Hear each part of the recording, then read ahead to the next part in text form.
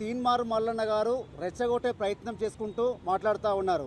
నిజంగా తీన్మార్ మల్లన్న గారు మీడియా సాక్షిగా అడుగుతూ ఉన్నాను, అసెంబ్లీలో బిల్లు పెట్టినప్పుడు శాసన మండలిలో మీరు ఎవరైతే వ్యతిరేకిస్తూ ఉన్నారో అదే కవిత గారు వాయిస్ రికార్డులు తీద్దాము, మీరు పెట్టినటువంటి వాయిస్ రికార్డు తీద్దాము.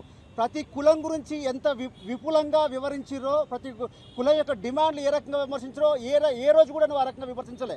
నువ్వు మహా అంటే తెలంగాణ ప్రజలకు 2-3 సంవత్సరాల నుంచి రాజకీయంగా తెలుసు కావచ్చు కాక, కానీ ఇదే జాగృతి పక్షాన, ఇదే యూపీఎఫ్ పక్షాన దాదాపు 20-30 సంవత్సరాల నుంచి కులాల గురించి, కులాల పోరాటాల గురించి ఉన్నటువంటి నాయకులను మీరు అవమానించుకుంటూ ఇక్కడ నాయి బ్రాహ్మణ బాలకృష్ణ కానివ్వండి, ఒడిర మారయ్య కానివ్వండి, కోళ్ళ శ్రీనివాస్ గారు కానివ్వండి, 2-3 దశాబ్దాలుగా వాళ్ళు ఎటువంటి పదవులు ఆచరించకుండా కేవలం కుల సంఘాల గురించి కొట్లాడుతున్న నాయకులను మీరు అవమానపరంగా మాట్లాడుతూ ఉన్నారు. తీన్మార్ మల్లన్న, మీరు కేవలం గతంలో ఏం మాట్లాడారంటే, నేను ఢిల్లీకి పోవడానికి నేను ఏ గాడిద వస్తే ఆ గాడిద ఎక్కేసుకొని పోతా అనుకుంటున్నారు, కానీ బీసీ అనే దాన్ని మీరు వాడుకుంటా ఉన్నారు.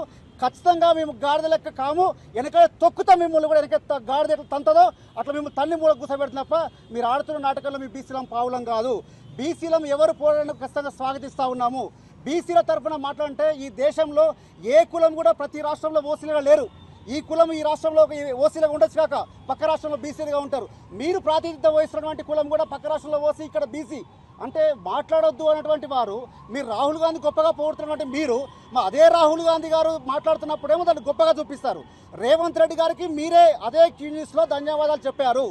మేము ధన్యవాదాలు చెప్పి కలర్లు పూసుకుంటే తప్పైనప్పుడు మీరు క్యూ న్యూస్లో వారికి ధన్యవాదాలు చెప్పేది అది ఎందుకు తప్పు కాదు?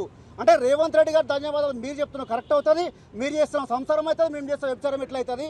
తీన్మార్ మల్లన్న గారు అంటే కేవలం బీసీలో నేనే మాట్లాడాలి, ఆ క్రెడిట్ నాకే రావాలంటే కాదు.